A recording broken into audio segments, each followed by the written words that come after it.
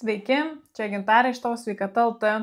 Šiandien noriu papasakoti, pakritikuoti iš tikrųjų vieną straipsnį, kurį radau mano daktaras LT puslapyje.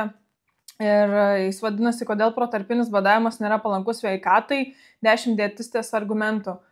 Žinokit, nesusilaikiau ir vyrui, ir aplinkai nepaburzgėjus, ir negaliu tiesiog nepadaryti šito video, nes dietistės, kuri, pakankamai, gal sakyčiau, yra žinoma Lietuvoje, visiškai nebereikšmiai, bet į vienus vartus varantys argumentai, kurių labai lengva ir apeiti, ir išvengti, ir kai kurie netgi nėra niekuo pagrįsti. Yra tyrimai, kurie parodo visiškai atvirkščią efektą jos teigiamiem argumentam, tai tiesiog noriu pasidalinti ir paskatinti, nepasitikėti net dietistais aklai, nes varo visiškai vienus vartus, o apie badavimo kažkokias naudas nulis. Tai pakomentuosiu. Čia dietistė Raminta Bogušienė sako, jog 10 tokių argumentų turi, kodėl tas protarpinis badavimas dabar nėra palankus sveikatai. Tai skaitau kiekvieną ir sakau, kodėl, ką aš apie tai galvoju, remiantis visokiais tyrimais, patirtim ir taip toliau. Tai pirmiausia, ką jinai sako, energijos reikia ryte, o ne vakare. Ir jinai aiškina, kad realiai pirmoje dienos pusėje iki maždaug 3 valandos dienos mūsų medžiagų apykaita yra geriausia. Tai taip, tai yra tiesa, kad mūsų kaip žmonių cirkadinis ritmas geriausiai veikia tuomet, kai mes valgome pirmoje dienos pusėje, didesnę maisto porciją valgome ryte, o ne vakare. Tai taip, aš visiškai su tuo sutinku, bet protarpinis badavimas tai nebūtinai pusryčių paleidimas. Yra tiek daug stilių, yra tiek daug būdų, tai jeigu labai rūpi cirkadinis ritmas, kur aš nežinau, ar tikrai žmonėms šiandien jisai tiek rūpi, turėtų rūpėti, tikrai skatinu, bet cirkadinis ritmas jisai priklauso nuo to, pavyzdžiui, ar vakare, kai lauke jau sutemsta, ar jūsų namuose yra ryški šviesa. Jeigu yra ryški šviesa, jūs irgi labai pakenkite savo natūraliam organizmo cirkadiniam ritmui. Tai nereiktų vien tik krauti ant protarpinio badavimo, bet šiaip iš esmės galite nevalgyti ir vakare. Visada žmonėm yra šiaip dažniausiai lengviau nevalgyti ryte, o geriau valgyti vakare pagal ritmus, darbus, įpročius ir taip toliau. Bet jeigu rūpi cirkadinis ritmas, prašom, laikykitės protarpinio badavimo, praktikuokite jį, praleisdami ne pusryčius, o vakarienę. Nėra problemų. Tai vienas argumentas. Antras dalykas, jeigu esate su antsvoriu, jeigu esate nutukęs, tai tikrai geriau ir bandėt viską, ar ten daug dalykų numesti svorio ir nepavyko. Aišku, protarpinis badavimas turi ir kitų naudų, ne tik svorio metimo, bet čia populiariausia, bet jeigu žiūrite į protarpinį badavimą kaip į ilgalaikę priemonę sumažinti savo antsvorį, tai tikrai nereikėtų jo nesilaikyti, dėl to, kad cirkadinis ritmas ryte yra prastesnis. Ir jeigu jums lengviau yra ryte nevalgyti, tai nevalgykite ryte, tikrai bus žymiai daugiau naudos jūsų organizmui, kai sumažinsite svorį, net jeigu ir ryte nepavalgysite. Tai mano nuomonė tokia. Antras argumentas jos pateikiamas yra, valgyti reikia vertingą maistą, o ne bet ką. Ir ką jinai čia nori pasakyti, kad 1-2 kartus per dieną valgymas, valgyti reikia vertingiausią maistą, ne bet ką, protarpinio badavimo mitybos režimas, kuris nurodo tarsi valgydamas 1-2 kartus per dieną gali valgyti bet ką ir bet kiek, nesvarbu, ar tai bus maistas grūzdintas ar su pertekliumi cukrumi. Jos argumentas yra, kad negerai protarpinis badavimas, nes, žodžiu, nėra atsižvelgiama į tai, kas valgoma, kai jau yra valgymo periodas.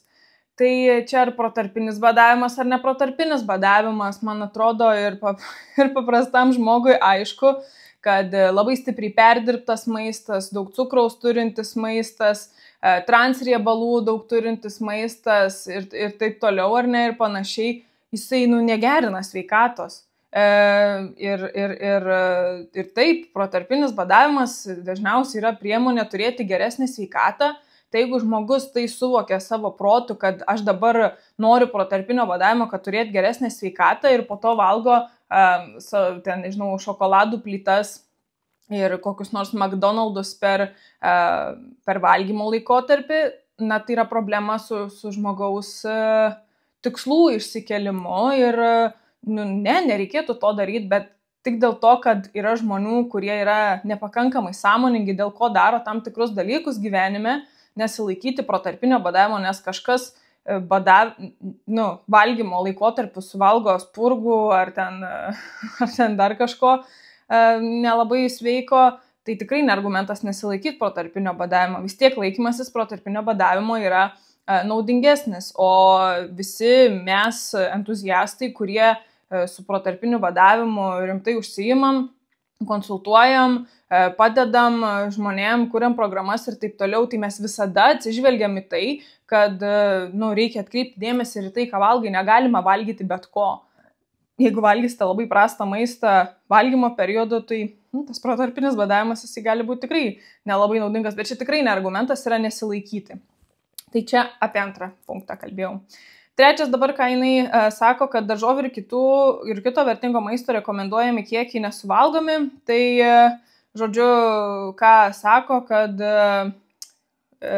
kadangi mažesnis pasidaro protarpinio valgymo laikas, tai jau tada nebegausi visų medžiagų. Ir tai yra tokia netiesa, nes viena, protarpinis badavimas, jisai duoda rezultatų, net jeigu jūs suvalgot lygiai tokias pat porcijas ir tokį pat kiekį maisto, porcijos ir kiekis, tas pats realiai, tiesiog per trumpesnį laiką. Laiko sutrumpinimas ir net jeigu valgote tą patį, ką valgytumėte įprastai, jums jau duos naudos geresniai sveikatai. Tai vienas dalykas, ar ne?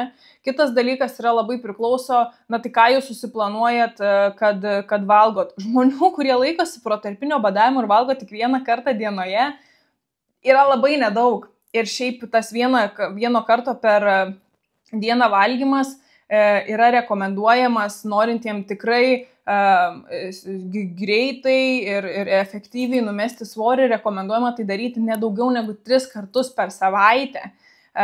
Vieną kartą te valgyti. Tai reiškia, kad kitas dienas valgyti ne po vieną kartą, o normaliau ir daugiau, ir tada tos visos medžiagos jos ateis pas jūs.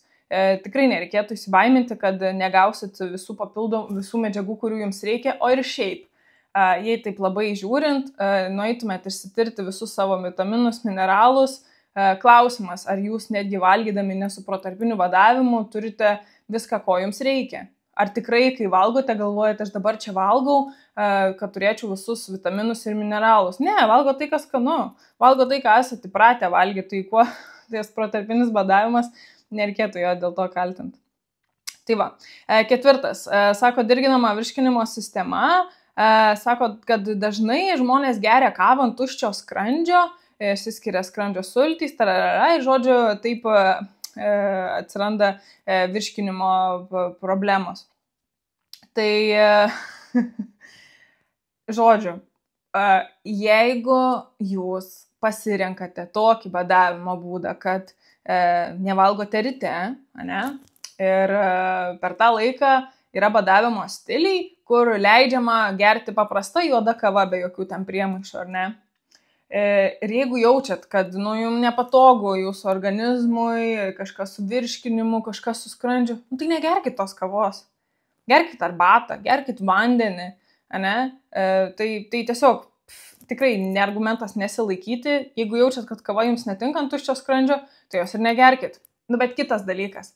Žmonės net ir nesilaikantys protarpinio badavimo, jie geria kavą ant tuščio skrandžio ryte ir iš to nieks nedaro jokios per daug didelės problemos.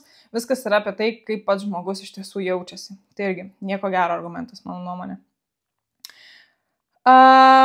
Organizmui stresas arba uždegimas sako, kad protarpinis badavimas organizmui kelia stresą, kortizolio kiekį. Tai ką dabar aš noriu pasakyti. Stresas, laikantis paprasto protarpinio badavimo, taip, jeigu kalbam apie tada, kai ten žmogus pasirenka badauti prailginto badavimo metodu, tai yra ten 2 dienas, 3 dienas ir taip toliau, tai taip, tai yra tikrai didesnis stresas ir organizmą reikia paruošti ir pripratinti ir ten jau tikrai yra sudėtingesnis procesas, bet paprastiems žmonėms, kurie nori tiesiog protarpinį badavimą laikytis, kad pagerint sveikatą, numest svorį ir panašiai, tai tas streso kiekis, taip jis yra, bet jis yra toks nedidelis. Pavyzdžiui, ar žinot, kad kai einat sportuot, ir eina, arba nesportuojat, kiti, tarkim, eina sportuot, arba tiesiog bet kokia fizinė veikla, jinai irgi sukelia stresą. Jinai irgi sukelia kortizolį, bet būtent dėl to, kad jūs pastresinat savo kūno raumenis, jie būtent dėl to gali paaugti, būtent dėl to jūs galite padidinti savo raumenis, savo stovėseną, savo apskritai savijautą, nes be pakankamai streso jūsų raumenis ir neaugtų. Tai lygiai tas pats su protarpiniu badavimu. Taip, yra stresas, bet yra tas stresas, kuris, jo toks kiekis, kuris, jūs gydo. Tai nežinau, neturiu daug ką pasakyti, iš kur nutraukia tokius argumentus. 6. Persivalgymas beveik garantuotas. Čia sako, alkio hormonas grelinas didėja, sotumo hormonas leptinas mažėja, formuotis valgymo sutrikimai. Oi, tai čia, žinokit, jau yra ir mokslinių tikrai tyrimų apie tai padaryta. Tai pirmiausia, statistiškai taip, žmogus, kuris laikosi protarpinio badavimo, kol jo organizmas nėra per daug pripratęs, 1-2 mėnesį, tarkim, jisai tada, kai pradės valgyti, jis labai dažnai suvalgys daugiau, negu kad įprastai suvalgytų, jeigu nesilaikytų protarpinio badavimo. Ir čia yra psichologinis labai didelis efektas save apdovanoti, kad čia tiek laiko nevalgiau ir dabar čia noriu pasidžiaugti maistu ir taip toliau. Taip tai bus, bet jeigu imam vis tiek kalorijų kiekį ir visus efektus, visas naudas mūsų sveikatai, tai vis tiek yra geriau laikytis protarpinio badavimo, nes galų gale tai dažniausiai net per tas papildomas kiekis maisto suvalgytas valgymo periodu, jisai nėra didesnis negu kad tas laikotarpis, kai nevalgė. Tai vienas dalykas. Antras dalykas, tikrai didelė netiesa, kad suvaro hormonus protarpinis badavimas, nes yra tyrimai, kurie kaip tik rodo, kad susinormalizuoja ir atsinaujina alkio ir pilnumo jausmo hormonai, čia taip vadinami leptinas ir grelinas. Jie susinormalizuoja badaujant. Jie susibalansuoja, jie tikrai neišsibalansuoja. Taip, kol organizmas pripranta, yra pereinamasis laikotarpis, bet kai organizmas pripranta, tai netrunka tiek ilgai, tai tikrai nevalgai ir nereikia. O kai pradedi valgyti, tu kaip tik pradedi įsijungia tas toks jausmas, kad aš anksčiau gal ir suvalgyčiau viską, kad lėkščiai nieko neliktų, nes taip, nežinau, nuo vaikystės esame įpratę, bet dabar aš jaučiu, kad aš nebenoriu pabaigti savo lėkštės, kas joje yra, nes aš jaučiuosi sotus. Ir labai labai dažnas atvejis, kam taip atsitinka.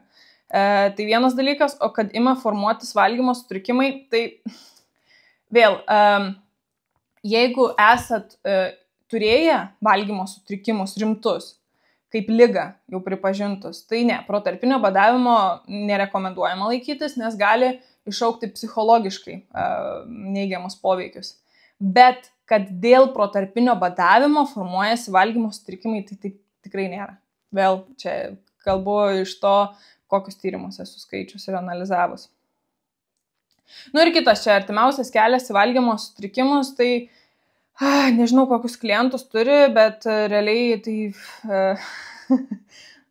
taip yra psichologijos su visu svorio metimu ir taip toliau, bet jeigu žmogus nori būti sveikesnis, jisai bet žodžiu, valgymo sutrikimų protarpinis badavimas valgymo sutrikimų neiššaukia, o jeigu žmogus yra toks, atsiprašau, bukas, kad čia ekstra 5 valandas nevalgo, po to negali išeiti iš parduotuvės ir kepyklėlės ir viską ryja, gerai, parys 1, 2, 3 kartą, bet po to susiprotės, dėl ko tai daro.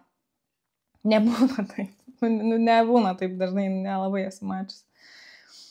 Tai va, nesulieknėsite, priaugsite papildomų kilogramų režimą. Protarpinio badavimo režimas veikia kaip bet kuri kita sumažinto kaloringumo dieta. Ne visai. Nes šiaip yra palyginimai, kur buvo lyginama kalorijų deficitas ir protarpinis badavimas. Kalorijų deficitas tai su tuo požiūriu, kur ten žmogus pats labai skaičiuojasi, kiek suvalgo, Tai kadangi protarpinis badavimas yra, taip, protarpiniu badavimu labai dažnai žmonės bus kalorijų deficite natūraliai, neskaičiuojant, ir būtent dėl to tai yra viena iš priežasčių, kodėl ilgalaikiškai žmonės ir pasiekia rezultatus ir be kažkokių labai didelių kančių. O kur kalorijų skaičiavimas tai yra žiauriai didelis žygdarbis ir labai dažnai žmonės meta. Tai ir po to, kai jau nebeskaičiuoja tų kalorijų, priauga svorio. Kas laikos protarpinio badavimo ir tikrai tai yra įsivažiavę, jiem taip dažnai neatsitinka. Tai tiesiog sėkmės rodiklis ilgalaikiškai ne. Yra protarpinio badavimo aukštesnis, kur kalorijų deficito yra labai dažnai labai prastas, o šiaip protarpinis badavimas, taip, jeigu persivalgysite valgymo laikotarpiu ir turėsite kalorijų perteklių, priaugsit svorio, bet jeigu valgot taip pat, tai svorio numesit. Tiesiog dėl organizmo sąveikų nesigilinsiu dabar jau. Tai irgi neteisingas punktas, mano nuomonė. Kiti sveikatai nepalankus veiksniai, dažnu atveju gali atsirasti didesnis poreikis saldumynam, netiesa, dėmesio koncentracijos sutrikimai, darosi sunkiau dirbti, trūksta energijos. Oi, ne, man atrodo, tiesiog šita dietologija nepakankamai įsigilino ir pati niekada nebandė normaliai to protarpinio badavimo, nes vėl viena iš naudų, kurie net neturintis antsvorio laikosi protarpinio badavimo, yra tai, kad jų produktyvumas, jų, kaip čia dabar lietuviškai, žodžiu, jų gebėjimas mąstyti pasidaro labai aiškus, labai skaidrus ir fokusas ir koncentracija yra didesnė. Tie, kurie yra rimtesni jau žmonės, verslo perspektyvoje labiau turiuomenį rimtesni, ir laikosi protarpinio badavimo, jie kaip tik planuojasi, kad svarbiausius darbus, kur reikia labai daug mąstyti, jie atlieka tada, kai nevalgo, nes tada tiesiog, nežinau net kam komentuoti, yra įrodyta ir iš praktikos, ir iš mokslo, kad nevalgymas jisai padaro fokusą žmogaus didesnį negu mažesnį. Ką čia jinai dar sako, atsiranda galvos skausmas. Taip, galvos skausmas gali atsirasti pereinamojo laikotarpiu, jeigu badaujate ilgiau, mineralų disbalansas atsiranda, bet čia tiesiog išgeriat vandens su biškit kokybiškesnė druska truputėlį ir atsistato viskas. Tai tiesiog, man atrodo, jinai nėra pati bandžius ir perėjus iki to lygio, kai organizmas iš tikrųjų gal pripranta prie badavimo, nereikia būti gal tokiai piktai.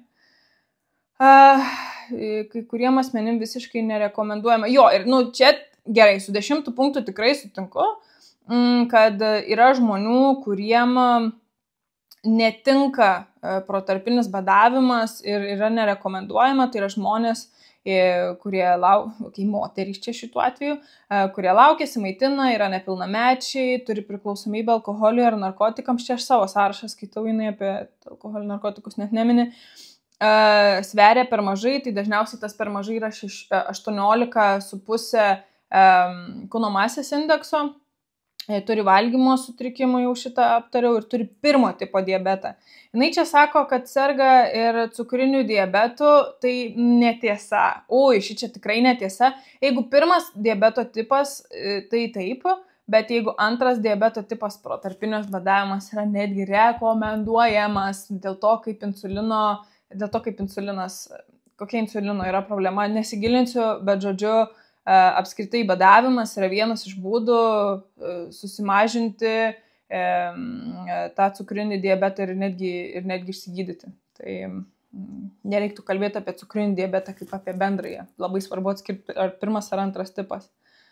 Žmonės, kurie vartoja vaistus, vaistus galite išgerti tada, kada turit valgymo laikotarpį, dirgliosios žarnos sindromas. Čia jau gali būti. Senyvo amžiaus asmenims. Senyvo amžiaus, taigi badavimas jisai atnaujina mūsų ląsteles, atjaunina, kiti badauja tam, kad išliktų jaunesni. Senyvo amžiaus asmenim labai rekomenduoju, aš asmeniškai netgi badauti, atsinaujinti visas ligas, ląsteles, turėti daugiau energijos, aiškesnį protą. Žodžiu, parašė straipsnį, kad būtų, čia senas šiaip straipsnis, 23 metų, parašė straipsnį, belė parašyti straipsnį, bet šiaip tai tiesiog bet kur einat, esu ir aš turėjus, labai seniai konsultacijų su tai dietologais, tai irgi, dar kai net nebuvau pradėjus praktikuoti ir dar tikrai nedirbau su apskritai sveikatą ir atsimenu irgi paklausau, ką jūs manote apie protarpinį badavimą? Jėzau, dar viena nesąmonė, be jokių argumentų, be jokių nieko, tiesiog jų labai dažni argumentai yra tai, kad aš turiu prierašą, kad aš esu dietologas, daktaras ir aš čia jau galiu kalbėti, kur tuo tarpu, reikia įsigilinti informaciją, reikia įsigilinti į mokslinius tyrimus, o dabar apie protarpinį badavimą jau kasdien didėja, daugėja, dėl ko? Dėl to, kad jis yra kažkoks stebuklas. Labai daug dalykų sutvarko mūsų organizmuose, nes, tai ir žmogui šiaip tai natūralu, bet ir šiaip vis atranda, kiek daug naudų mes iš tikrųjų gaunam su to protarpiniu badavimu ir apskritai badavimu.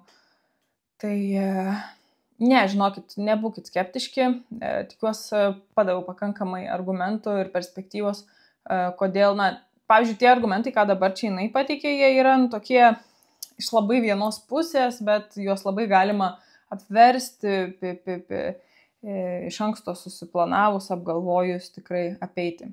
Bet ir šiaip, jeigu norit viską žinoti apie tą badavimą, protarpinį badavimą, tai tik noriu informuoti, kad tavo sveikata LT puslapyje yra nauja pilna badavimo programa, tai ten jinai yra jau žymiai rimtesnė negu ką turėjom prieš tai. Tai ten tikrai rasit viską, ko reikia ir iš mokslo, ir iš žingsnių, ir kaip organizmą pripratinti, receptai, ir kaip tai veikia, ir stiliai visokie, kokį rinktis, kur kada. Žodžiu, tikrai daug informacijos, bet labai pasistengiam, kad ta informacija būtų tokia, nesijausmėt, kad knygą skaitot, o tokia 1, 2, 3. Nenorit, pavyzdžiui, neįdomu jums kažkokie badavimo mitai, tai neskaitykit tų mito, ne, bet viskas yra labai aiškiai pateikta, labai lengva naviguoti ir tikrai pradėsit žinoti daugiau negu dietistai, pasirodo. Tai va, ačiū, kad žiūrėjot ir iki kitų kartų.